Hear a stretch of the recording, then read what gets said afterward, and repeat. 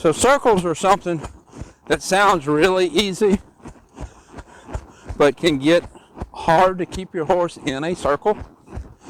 When you have a younger horse, they want to leave the circle. Especially younger horses will start to kind of fall in, or they'll say, I want to go over there because there's too much work going on over here. So a younger horse will want to leave, go the other way. A lot of times older horses will start to kind of fall in on their circle. So there's a trick to teaching circles, to riding circles, that will help your younger horses learn how to circle correctly. If you're showing reining, it'll help your older horses from falling in and getting crooked in the circle. And it's a very good technique for helping you keep your eyes up. What happens to a lot of people when they're working their circles, they start looking ahead of them, but they start looking ahead here, not ahead there. You want to look where you're going, not necessarily what's in front of you. I'm going there, so I'm going to look there. When I get here, I'm going to look here because I'm going here. Now I'm going to look this side of middle because I'm going here. What I have done is I've taken this circle, and instead of riding a circle, what I'm doing is I'm riding an octagon. It has 8 straights and 8 corners. So straight, turn. I'm riding to one panel this side of that gate. Straight, turn. Now I'm going straight down here at that panel. Now I'm going to ride to that cone. Straight to the cone.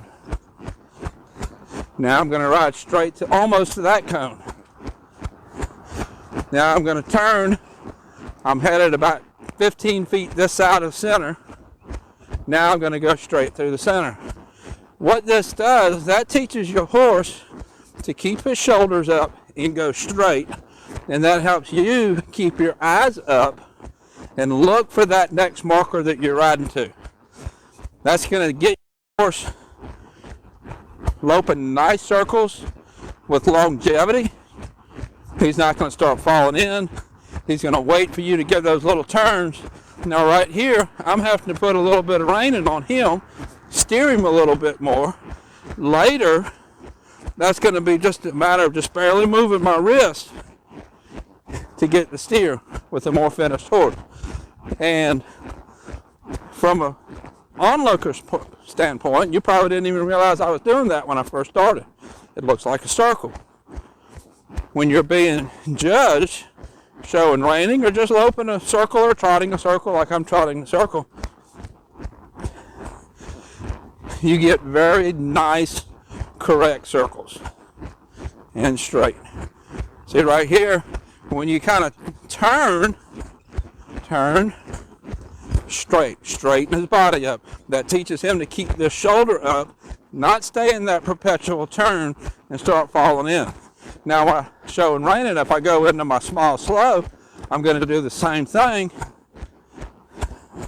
Still going to have it 8 sides. Turn, straight. Turn, straight. Turn, straight. Turn, straight. Still keeping that 8 sides. Still keeping that shape. What will happen, a lot of you might have figured it out, if you lope a couple of small slows, your horse starts falling in, and you end up with small spirals, and you spiral in, and you lose your speed consistency. And the other thing that happens, as you keep going in a circle, if you don't go straight, every time I get him straight, I'm practicing standing his shoulders up, getting his body straight. Turn, get his body straight. This is really important for when I get to the middle. If I'm going to ask that horse to stop, I'm going to have his body straight. We'll get a nice square stop. The stop is part of the circles in a reining pattern. Whoa.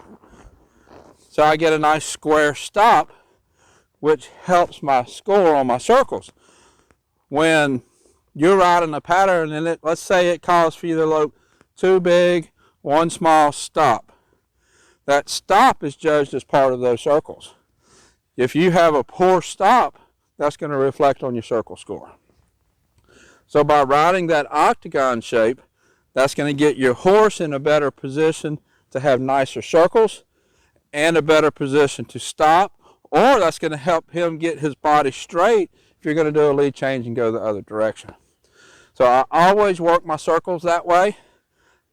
Even though it looks like a circle, I'm never riding a circle. If I'm loping, it's the exact same thing. If I'm walking, it's the exact same thing. You always want your horse to go from curve to straight, to bent to straight. He needs to know that it's just as important to make that transition back and forth as it is to get his body in that position to be. Notice how he's settled right here in the middle. Talked a lot about this on other videos. This is really important for your reining horses also. I've done a lot of videos on how to ride patterns, and I'll put a link to those more advanced training videos up here. And this is Shorty. I've done several videos on him. I'll put his playlist up here. And until next time, thank you for watching.